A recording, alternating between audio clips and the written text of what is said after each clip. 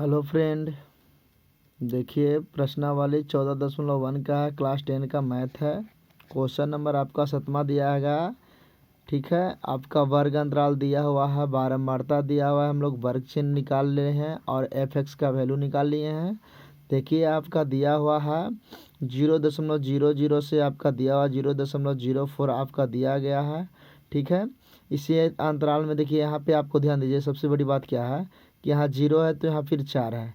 4 के बाद कितना आ गया 8 है। 8 के बाद कितना आ गया 12। 12 के बाद कितना आ गया 16। ठीक है, यानी कि देखिए यहाँ पे आपको 4 4 का अंतर आ रहा है ना। देखिए 4 8 12 4 16 है। 16 4 कितना हो गया फिर 20 हो गया। अब ये पर ध्यान दीजिए, तो 4 है, ये भी है, 4 दूनी 8 है।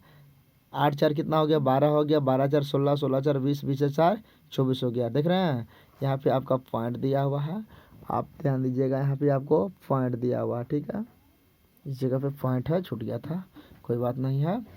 चलिए देखिए ध्यान दीजिएगा, यहाँ से बारंबारता आपका दिया हुआ है 4 है, 9 है, 9 है, 2 है, 4 है और आपका फिर 2 दिया हुआ। ठीक है, इस सब को जोड़िएगा तो आपको आता है 30 आता है। जोड़ने पर कितना आता है देखिए, यहाँ पे आपको f का वैल्यू 30 दिया है। ठीक है कि नहीं है।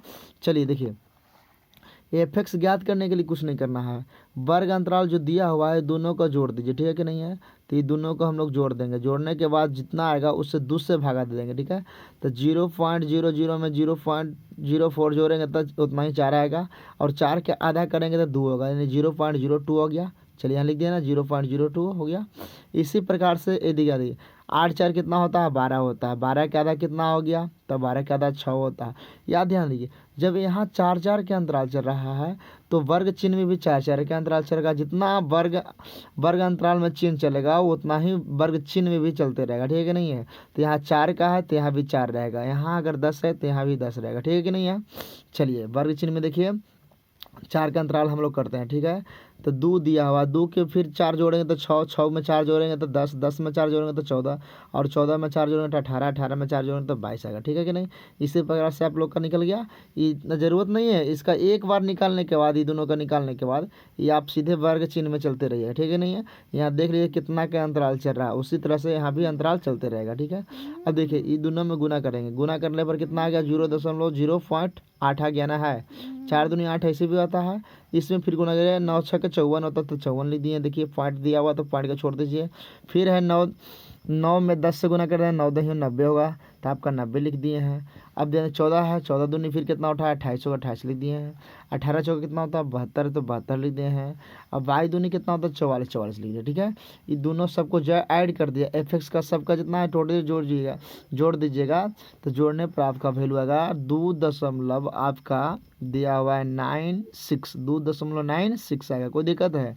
इसका जोड़ने के बाद बारंबारता जो होता है f का वैल्यू कितना 30 आया था। तो माध्य बराबर सूत्र होता है सिग्मा f(x) बटे सिग्मा f होता है। ठीक है, ध्यान दीजिएगा। तो हम लोग सूत्र लगा दिए, माध्य का माध्य लिख देंगे।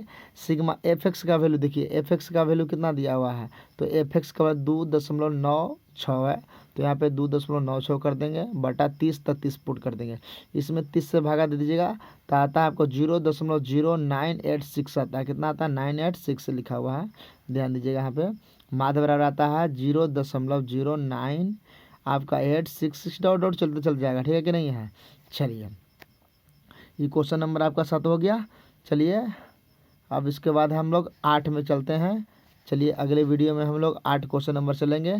किसी तरह से कोई दिक्कत रहेगा तो आप लोग कमेंट बॉक्स में लिखते रहिएगा। और भी वीडियो आने के लिए, नए नए वीडियो आने के लिए अपना चैनल को सब्सक्राइब कर लीजिएगा।